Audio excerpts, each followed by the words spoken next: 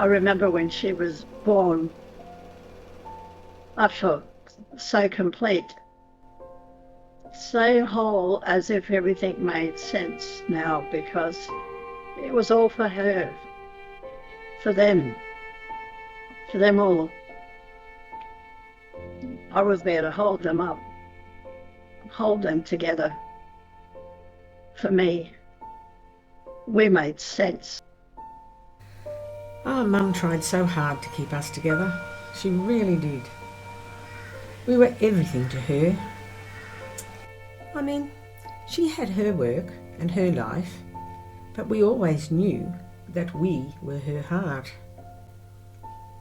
She wanted something better for us, better than our own childhood. And she worked very hard for that. She cared for us, supported us, never let us down. But she lost a little of herself along the way, I think.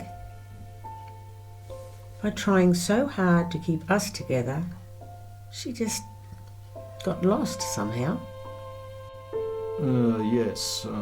I think we attended about 15 schools in all. Yes. Started out in London, yeah. Don't remember that much. Then Germany. Then, of course, over here to Australia. Mostly together, if I remember rightly. Me, my brother, and my sister. Well, not all together, I suppose. I don't actually remember much of my early childhood. We moved around a lot. When I think back, we were always focusing on the new, you see. The next move, the next house, the next whatever. It was a shiny life, but for me, it felt like there was just too much glare. It made me want to move into the shade.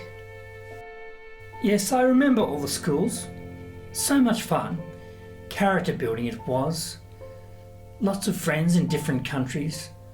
I mean, I never stayed in contact with them. My sister was always popular, and that helped. I tagged along to the parties with her. Yes, we had a great time. Endless parties, always together. We went to so many schools.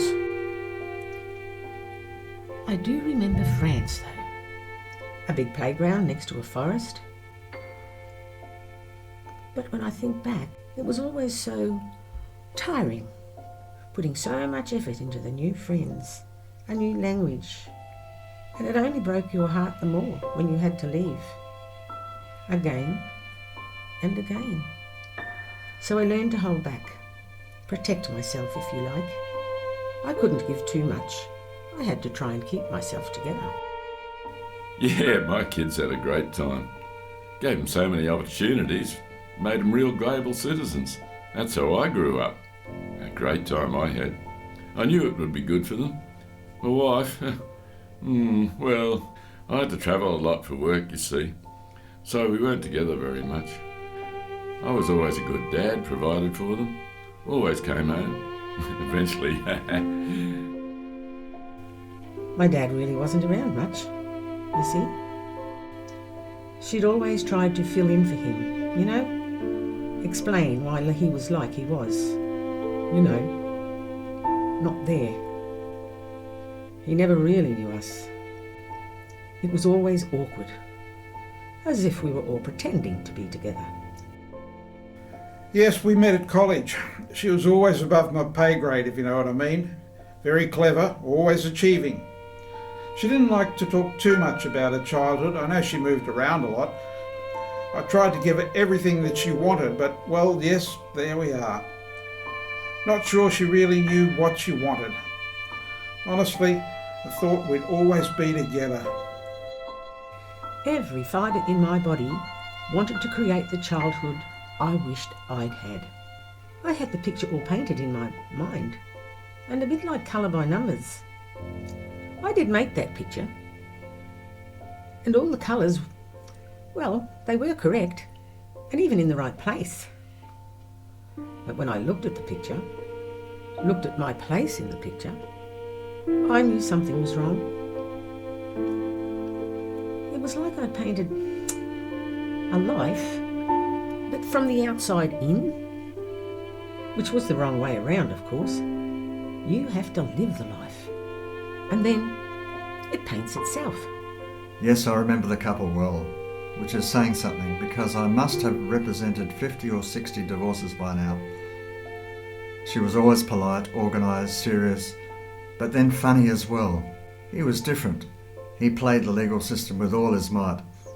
He had a polite veneer, but underneath a simmering anger, she somehow, maybe for her children, she still held it together. It was the most awful failing of my whole life. To admit that my marriage, my family was broken. To break apart my family, just like it had happened to me. I would have done anything to keep us all together. But by the end, together was more damaging than apart. So let's see. We met at the library of all places. She really caught my eye. So beautiful, but always looking lost. A little sad, if you ask me. I asked her out. Silly when you're our age. But when, what the hell? Yeah, I loved her. Almost from day one. But she struggled. I think she never quite knew who she was or how to be together, like really together. Well, I never thought I'd find love. Real love, I mean. What can I say? It was certainly worth the wait. We didn't have all that long, but every second was worth it. I felt proud to be able to show my children a different way of being. We didn't have very long. You never know what's around the corner, do you? I've been doing the rounds in the cancer wards for over 15 years now, and honestly, I've never seen a couple so in love. It broke your heart to have to watch her say goodbye to him. Turned out they'd only been together a few years, but I remember the day he passed like it was yesterday. It was like a light went out in her. She didn't cry, she didn't shout, she didn't scream. She just kind of looked empty, like she was resigned back to being alone, as if it had always been that way. She stood up, thanked us all for everything we'd done, and walked out very slowly. You get pretty tough skin doing the job I do, but that day I could barely hold myself together. Yes. 15 years ago he passed. And here I am, by myself.